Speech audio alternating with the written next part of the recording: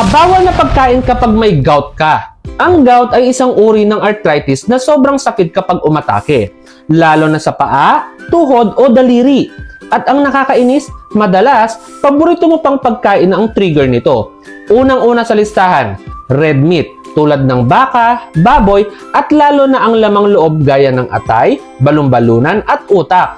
Mataas kasi ito sa purine na nagiging uric acid sa katawan.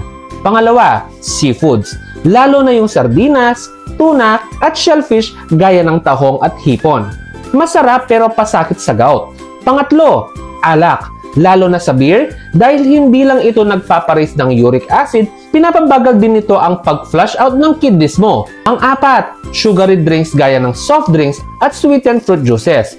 Akala mo harmless pero taas uric acid din yan.